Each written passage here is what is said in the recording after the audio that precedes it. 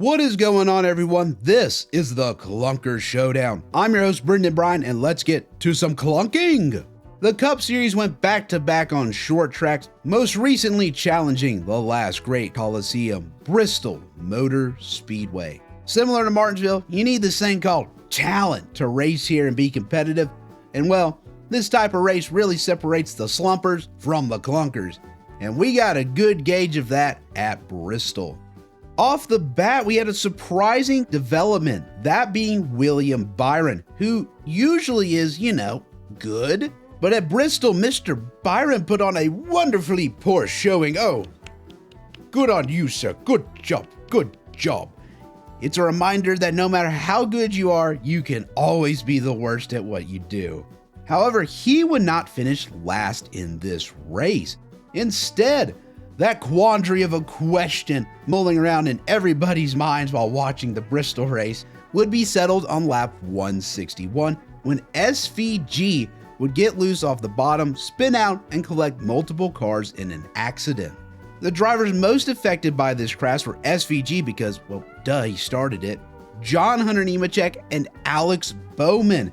Yes, quick shout out to Mr. Bowman, who, if you didn't know, had to sit out multiple races because of a vertigo diagnosis, which meant his clunking season had to come to an end early, even after a super terrible start, which, I mean, he was set up for greatness, honestly, if greatness means terrible. It was great to see him in the car again. Hopefully he stays there for the rest of the season. Hopefully none of those medical things resurface. Great to see him in the car again. Probably not the return he was looking for, unless he wanted to establish his clunking prowess to the rest of the field and remind them that he might be out, but he ain't done clunking yet. And from how I phrased that last sentence, you can put 2 to 2 together and they make a 4, double it, you make an 8, that's 48. The 48 car of Alex Bowman makes his return to NASCAR in style by scoring his first last place finish of the season. Though I will say that part-timer Chad Fincham in the ever-primed clunking mobile known as Garage 66 gave it a run for last, but they fell short of that achievement that Timmy Hill did with this team back in Darlington. Bowman joins 5 other drivers with 1 last place finish this season, but still trails the season leader Chase Briscoe at 2 last place results. Speaking of SVG, I have to mention how the new point system and damaged vehicle policy have changed how teams approach racing, especially after an accident. SVG would have finished last if they didn't work to repair the car to get him back on track. With winning, you're in eliminated, or well, also finish last and you get into the showdown as a pity trophy, eliminated. Points matter now, and getting back on track garnered him a few extra points, which doesn't mean anything, at least to me, when it comes to clunking, but it does for drivers who actually want to, put their names in the record books and whatever. And it might not seem like a big deal now, but when we get to the standings, I'll discuss how important that was for SVG. But before we discuss that, we have to talk about something tragic. For the second week in a row, we've had to eliminate another driver from the Clunker Showdown.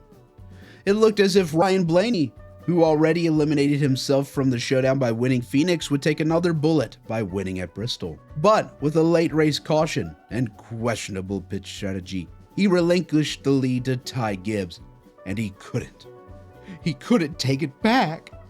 Ty Gibbs, after over 3 seasons of racing under his belt, finally gets his maiden win, which, gosh darn, sucks. If I remember correctly, I had Gibbs making the Clunker Showdown my preseason predictions, but now I look a fool. I really didn't think Chris Gabehart was holding back Gibbs this much, but I'll say it, I was wrong, and will be again, probably soon. So, with that, Ty Gibbs shockingly eliminates himself from the Clunker Showdown. This upcoming race of the Cup Series leaves the short tracks behind and heads to the 1.5-mile oval at Kansas. This track has produced some great racing in recent memory. Look for 2311 and JGR to most likely foolishly eliminate another one of their drivers from the showdown. But before that, here are the point standings after race 8 of the season at Bristol. Now, instead of looking right at the top of the leaderboard, go all the way to the bottom. You see Shane Van Gisbergen there? I told you to remember this. By gaining those few extra points, he stays ahead of Chase Briscoe in the point standings. And that is important because that 20th place right there, that's the last spot to get into like the chase, you know, for those losers that do that kind of stuff, you know. Yeah. But just imagine, you know, last season he would have wrecked, he would have finished last, which would have been good for his clunking stuff. But he would have been 19th, if not like 18th in the point standings here, and would have been out of the chase. So just something really interesting to keep in mind. And as you can also see, you know, Chase Briscoe is continuing to like do good things and whatever. Just, we don't need him anyway. But man, if freaking Trackhouse Racing doesn't continue to improve in this clunking showdown, I mean, Shane Van Gisbergen gained 2 spots. Ross Chastain gained another 2 spots. And obviously Connor Zillich, you can't forget to mention him. 3rd in the standings right now, but man, Cody Ware takes the cake. He is 107 points ahead of the cut line right now. Though I will say, though he's continually gaining on Cole Custer, Custer is still the only driver with 8 starts on the season and 0 top 20 finishes. The streak continues as we head to Kansas. So good on him, because Cody Ware slips up into like stumbles into a top 20, Custer will be your points leader.